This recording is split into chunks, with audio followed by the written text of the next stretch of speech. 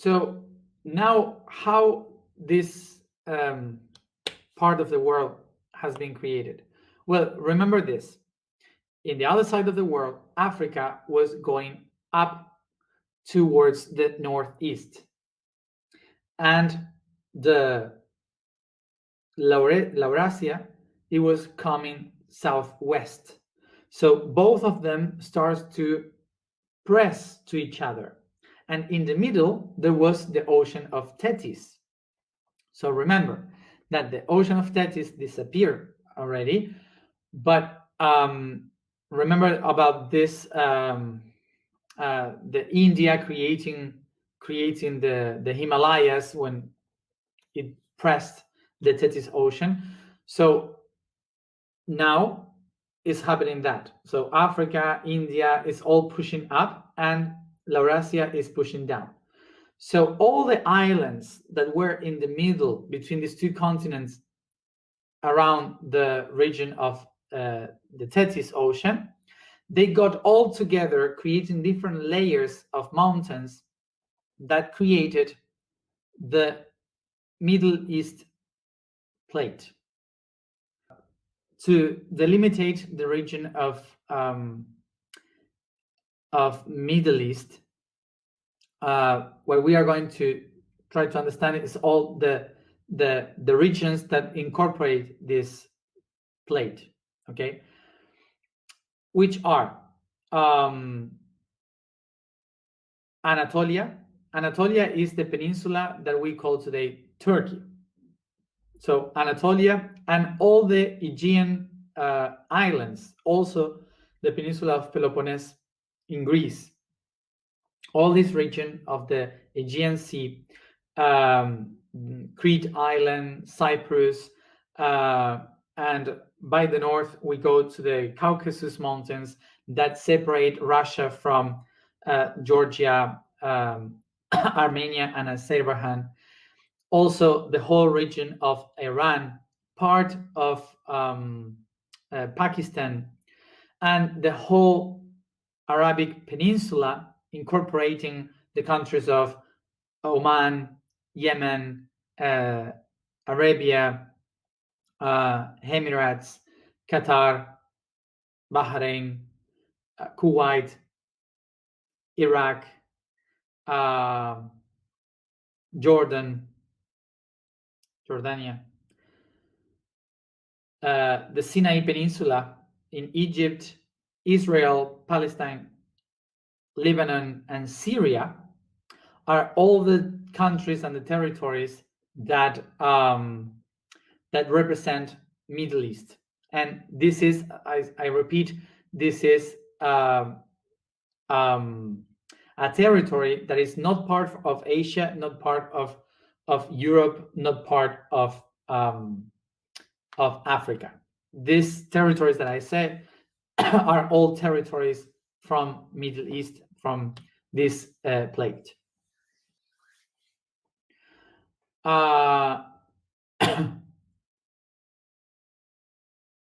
So this territory is very important from the very beginning for us because it represents the place of the creation of the humans as we know them today. Because humans were, of course, created in Africa, but they started to migrate to Asia and Europe through Middle East. And in Middle East is where they started to discover the how to sow, how to become, how to create their own food, how to become sedentary. So that's why they call it the Garden of Eden, because is where everyone was able to create themselves. Is where we have been created as humans, as we know today. So that's why in that region is the beginning of agriculture, is the beginning of the civilizations, of the first main cultures of the world, the main religions of the world, etc. So that's why it's so important. Also, it is a very important place for us because this is in the middle of all the path to other regions, like north, south, east, and west, connecting Europe, Asia, and Africa. So this is why all the migrations were connected in that territory. And this is why it was so important, this territory, to create all the cultures, because the interaction of all different perspectives used to go into Middle East.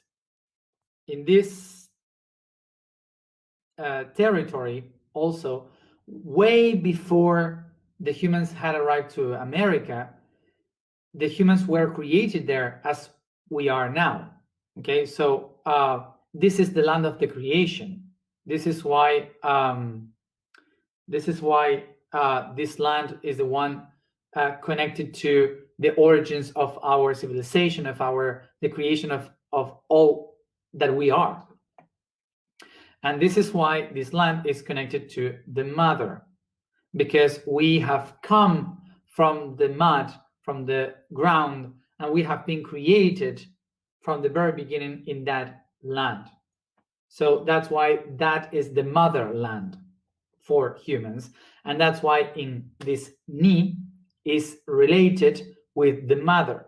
So that's why Middle East is related to the history of our mother, the Mother Earth, the creator, the womb of our species, of who we are.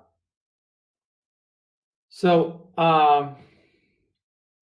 if in America, Central America is the energy of the father coming down to seek for the energy of the mother because he's in love with the mother, so in Middle East, it would be the opposite. From the energy of the mother, we are going to start to look for the energy of the father in the skies, the stars, the heavens, the gods, trying to go to the other dimensions above, looking for the stars. So because the mother is in love with the father, reaching the enlightenment in order to fulfill its path to fall in love with him. So the mother is in love with the sky, with the father's sky. So this land in Middle East is the place where the womb of the mother opens to receive the seed of the father's sky. So that's why this land is the one that promoted the creation of the humans. It's a portal in between heaven and earth. When the mother opens, the father's sky sends his sons and daughters from the skies here on earth. And because the earth was in love with the sky, they open for them to receive them. So this is when from the sky comes this Nephilim, these giants, these other beings from the sky that will have kids with the women and men from earth. So they create this new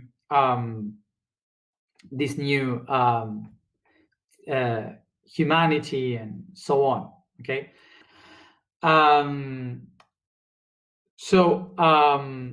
The people from the earth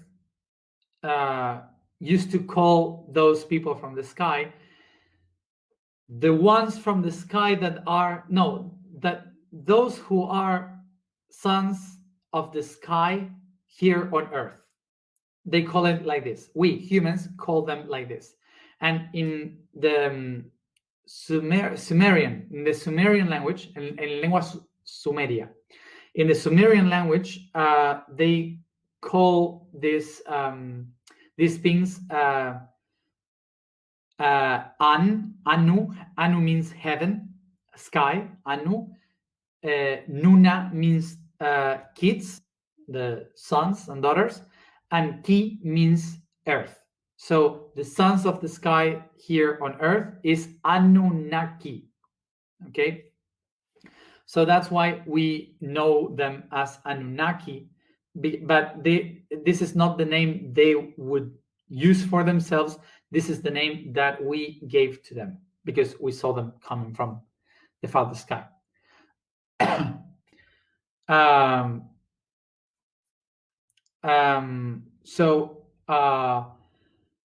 This is why in this territory they started to create the idea of this Eden Garden, which is now below the Persian Gulf, below the water. But it's surrounded by the deserts, and that was like kind of the place of protection that they used to create the humans as we know them. So this takes us to the oldest story of mud that was in the region of Middle East. The region of Middle East.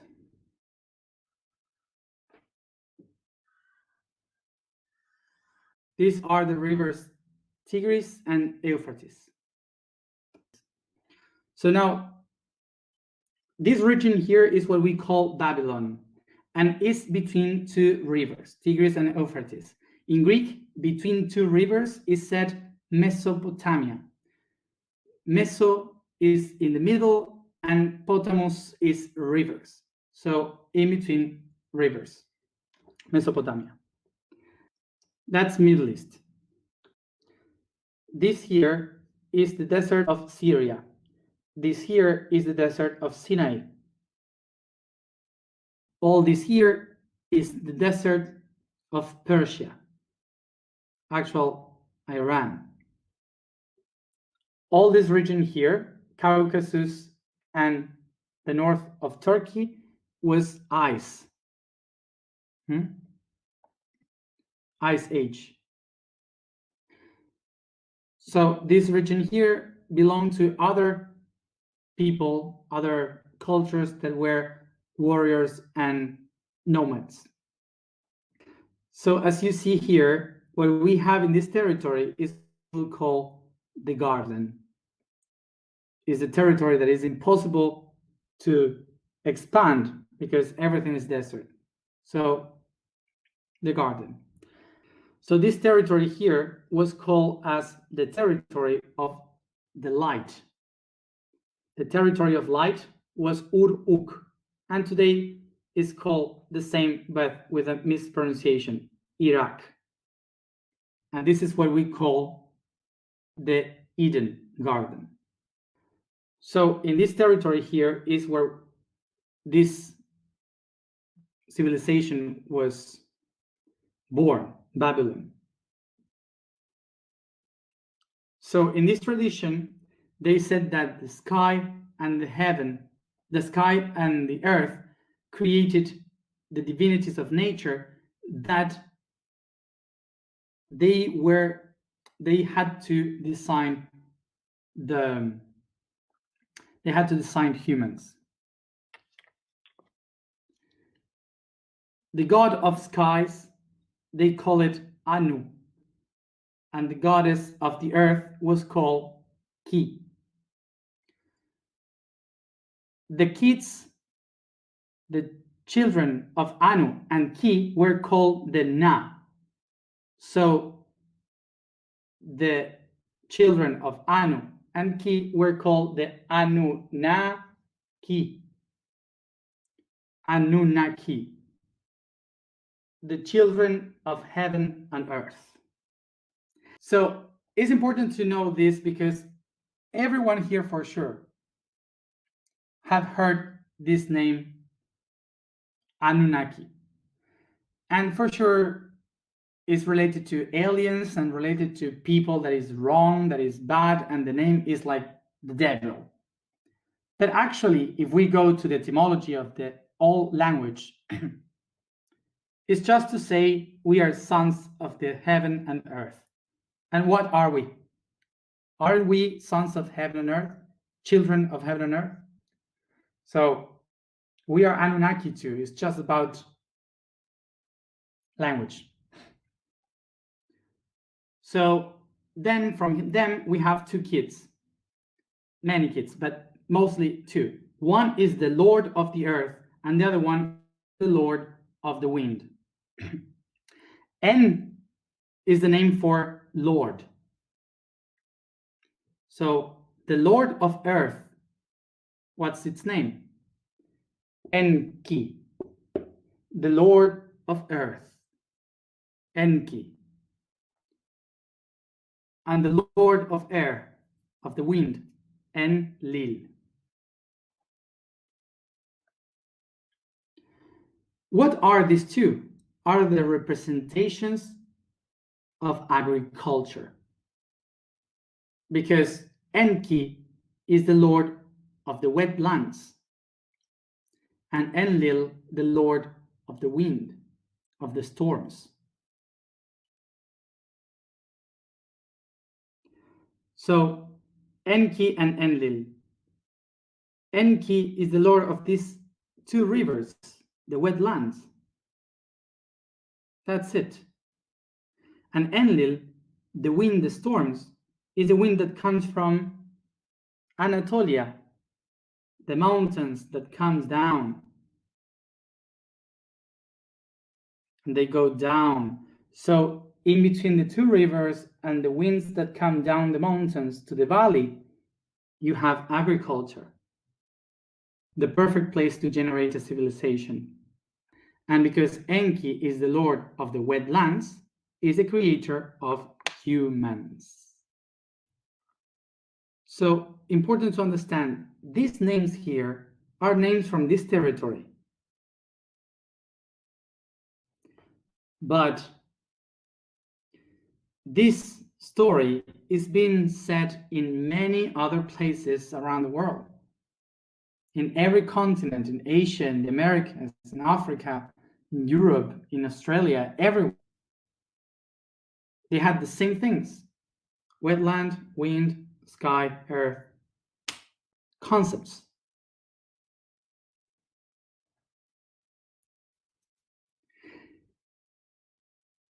How do you say red land in these languages? Adama. How do you say life in this language? Aiwa. How do you say life? Adam, Aiwa. From the red land comes the life. As you see, they are all concepts, but in order for the divinity of that concept to incarnate and to be able to talk to, we personificate, we put the body of a person to that concept. And that's how it becomes a god.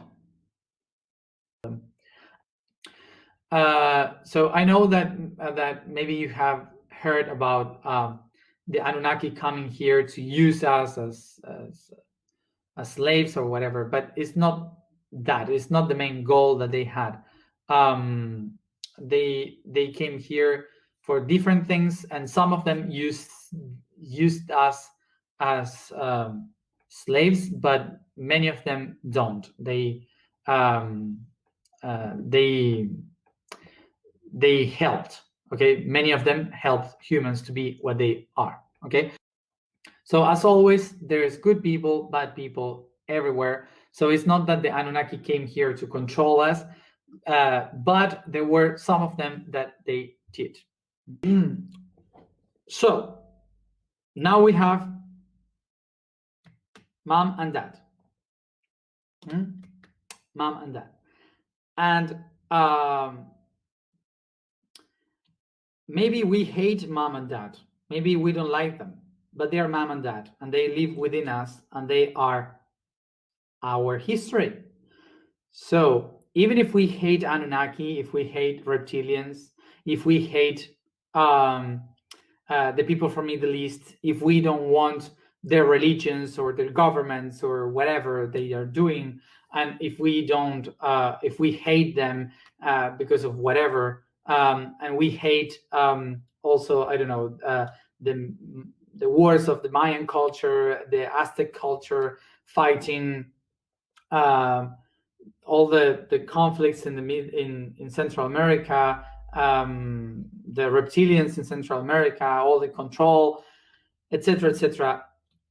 Maybe we are fighting our dad and mom, but here's when we have to do a great family constellation by saying, whoever doesn't honor mom and dad, whoever doesn't honor its own roots, won't be able to give good fruits.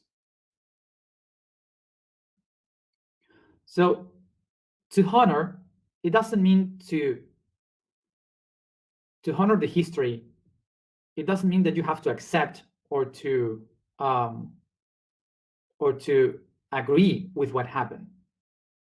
You don't have to agree with when you honor your dad, your mom. You don't have to agree with them, with their beliefs, with their religion, with their way of thinking.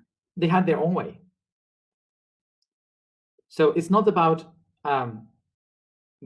accepting their beliefs or just being with the same belief.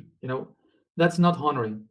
To honor our ancestors, to honor our history, is about to acknowledge that I wouldn't be what I am right now, what I love of me and what I love from the world right now, if it wouldn't be because of them, because of their path. What they did was what created me, what made me who I am. That's honoring. Honoring is not about accepting or agree. That's the word. It's not about agree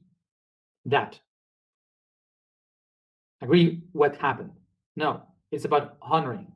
And how do you honor? By accepting that was the history, that accepting that, okay, they gave me something good. They helped me to grow, to transform myself, to understand many things. Sometimes the greatest enemies that we have in our history or in our lives are the greatest masters, because they are the ones that shows us who we are. And that's why by thanking them is how I transcend that history. If I don't honor my roots, I won't be able to give seeds to the future. So just to wrap this idea, not all the Jewish people are Zionist. Not all the Hebrew people are Jewish. Not all the Israeli people are Hebrew. And what I mean with this is that we should not say, oh, all these people is the one that is doing this or that, because we usually do this. It's something that we used to do. And it's not about that. It's not about saying, oh, this group or this, because we do the same with the reptilians, with the Anunnaki. We do all these kind of things constantly. We are all free individuals. And we can choose what we want to be. So there's bad choices and good choices. It doesn't matter. But it's not all of them doing one thing. So for example, I am not Jewish, I am not Muslim, I am not Christian, but I thank them. I thank them because without their own path, without the path of their history, I wouldn't be here speaking about all this.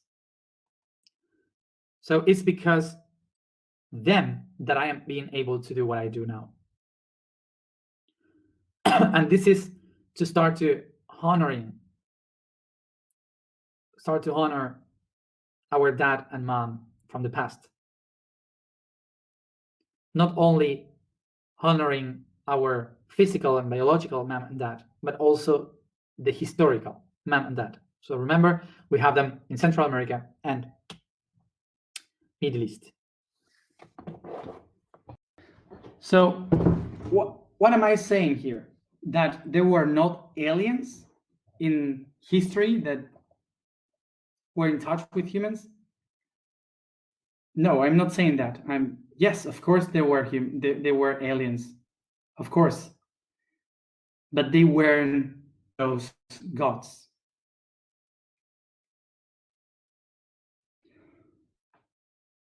So I say this because when we, as I said, we stopped believing in the Bible, and suddenly we are believing in other Bibles from other cultures, even older. So we are having this conflict today that we stop believing in the stories of the Bible, and we can tell now that the history of these religions comes from the solstices and equinoxes and so on.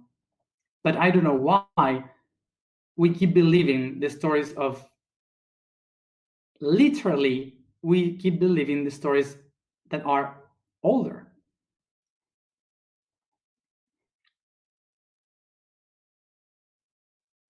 So we have to rethink about that. The answers are not so farther from us.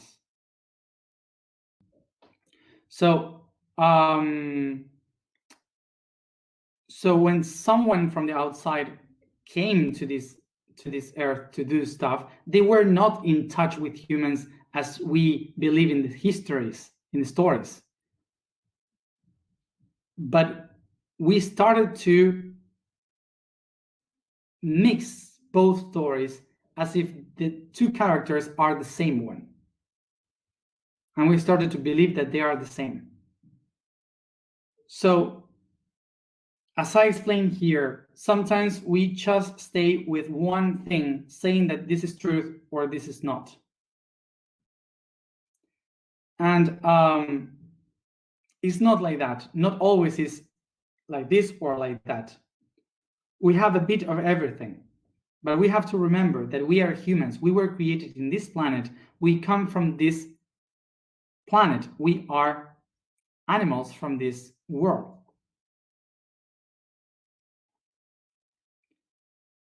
And there came other beings from other planets that transform DNA in some species like ours in this world, of course.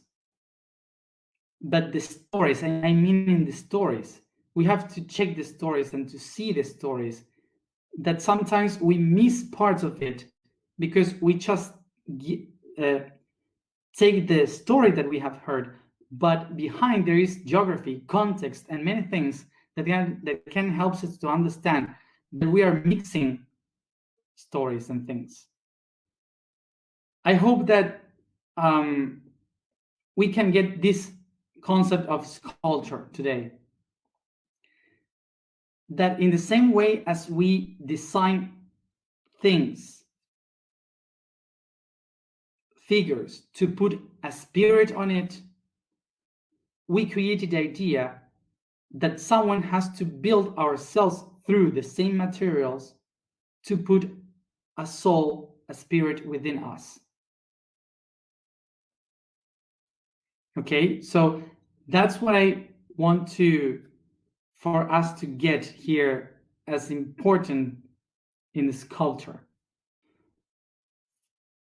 So here the clue of history is, were there aliens that came to Earth and modify us? Yes. They did experiment with us? Yes. Were they the gods and goddesses that stories tell about? No. The stories, the mythology, is other thing that describes our environment, and the stories of aliens were put inside of those other stories. It's like if it was eaten by our own stories. Okay? Okay.